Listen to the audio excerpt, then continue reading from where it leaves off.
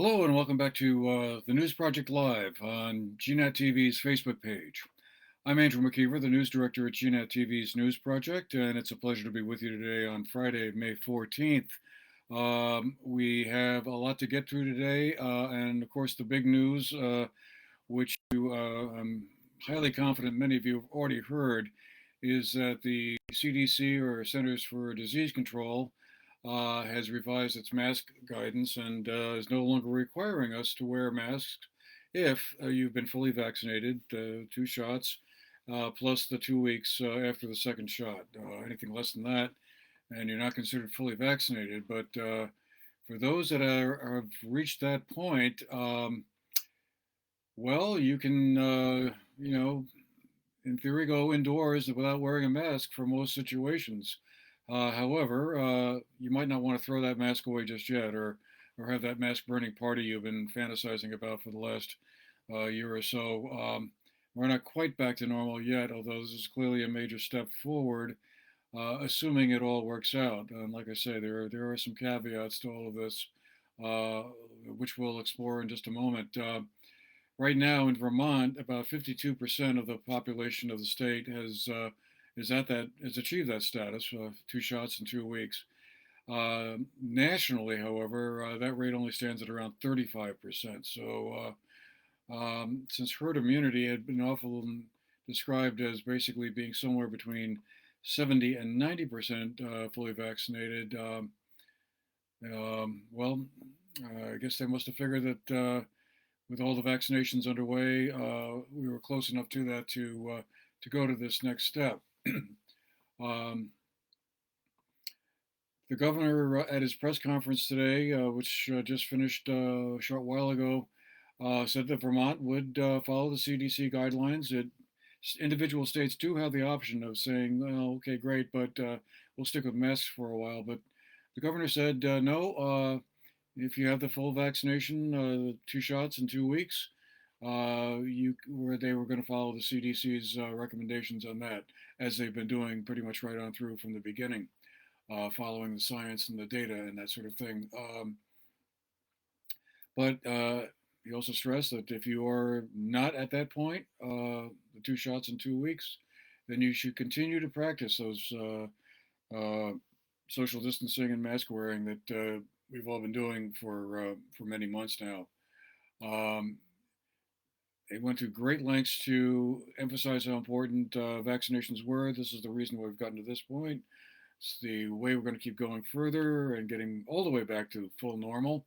Um, and if you haven't gotten vaccinated yet, there's no reason not to. There are plenty of clinics available now, and plenty of capacity to get those vaccines. Um, on that note, the vaccine process for 12 to 15-year-olds is ramping up. Schools are gearing up for that, and there will be a local clinic, I guess pretty much designed around the 12 to 15-year-old population, that will be held at Burn Academy on Saturday, May 22nd from 9 a.m. to 3:30 p.m. Kids who are under 12 will still need to wear masks in school, or if you're inside a public building of some sort. So that will be, I guess, the next step after that, to get that even younger cohort uh, vaccinated. Um, the governor said the state had reached its goal to advance to a third step in its recovery plan. That was supposed to be on June 1st, but because of the vaccination progress, moving that up. And while the emergency declaration is continuing for another month, um, the capacity limits have been increased now for 300 people indoors and 900 people for an outdoor event. So again, moving forward.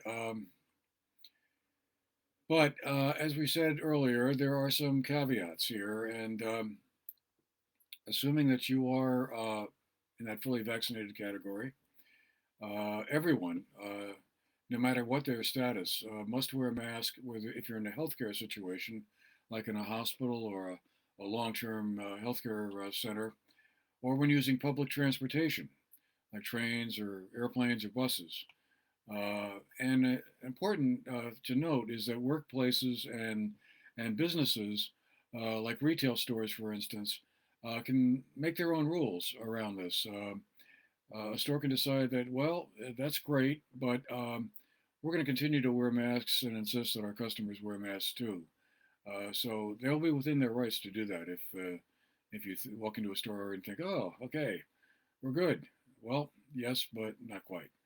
Um,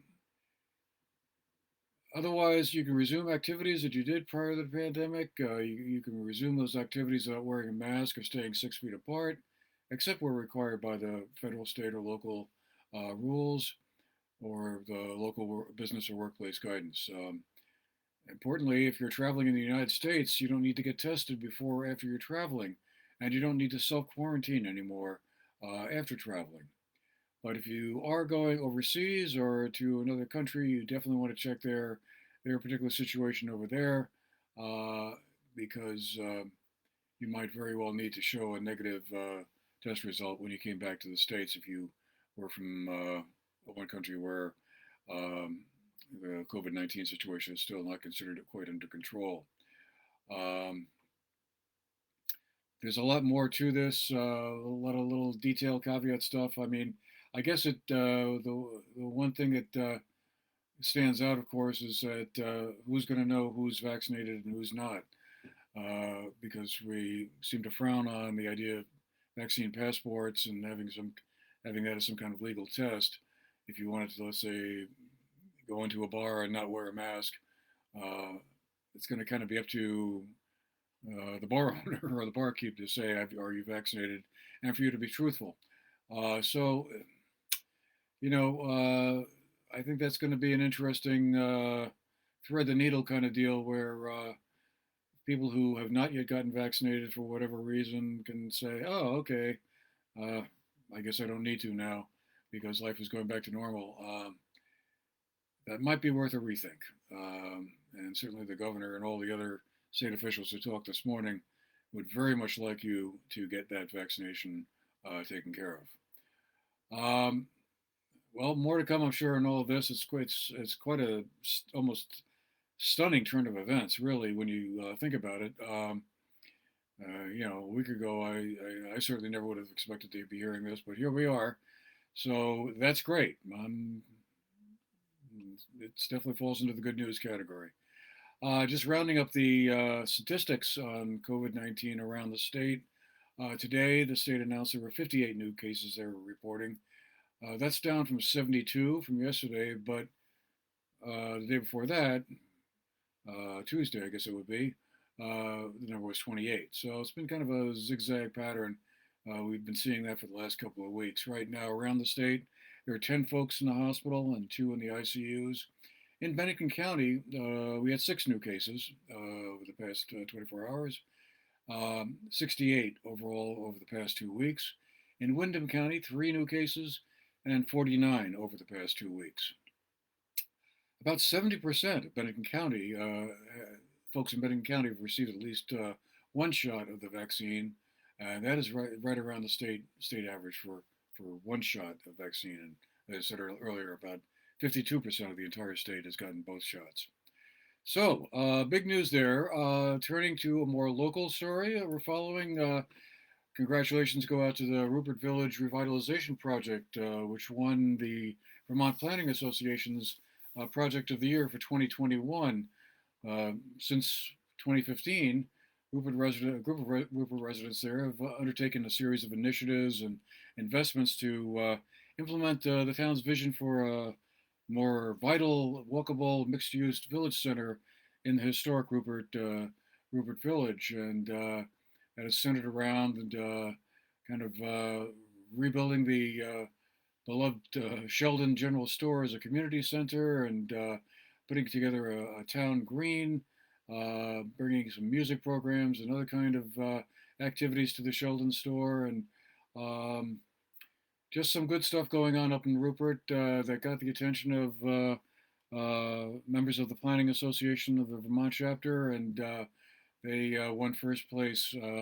And we will have a news segment about all of that, interviews with some of the key players in that coming to you probably early next week. So stay tuned for that. You can catch that and all of our other shows on GNAT's website at gnat.org or on one of our three channels, 1074, 1084, and 1094. And while I'm thinking of it, you can also go to the comments um, section where you'll find additional details and information about all of that. Just real quick, the Applejack Stadium in Manchester at the Dana Thompson Rec Park has announced a very wide-ranging soccer and summer sports program schedule. Um, the 2021 schedule will include 11 high-level women's Premier Soccer League and USL, United States League, two matches in May, June, and July. Total of 5 Burton lacrosse and ultimate frisbee games, as well as some regional and national training camps and tournaments. Um, the weekend of June 11th through the 13th will feature a couple of games from the Black Rock Football Club, the United States League games. The Black Rock Football Club is a club that plays in the USL League Two.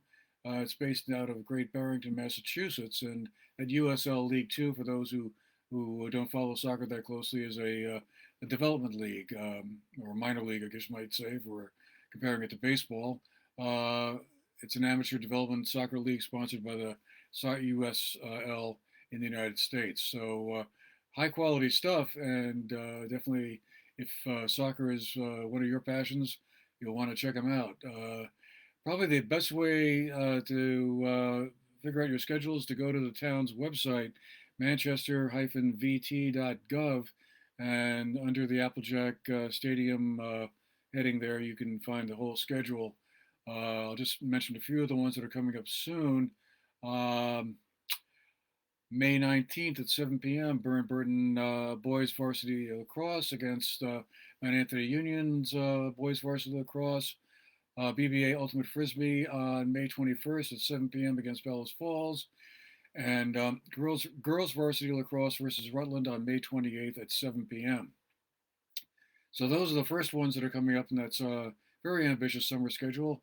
And again, go to the town's website to get all the further details. On a sadder note, many of you probably already have heard the news about Lee Perkins, the former owner of the Orvis store. He passed away earlier this week at the age of 93.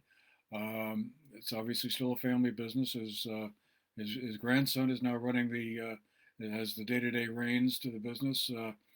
Mr. Perkins took control of Orvis on New Year's Day in 1965, and kind of really took it from one level and up several levels from there. It had about 20 employees and maybe $500,000 in sales back then, and now has more than 700 employees and sales of 90 million.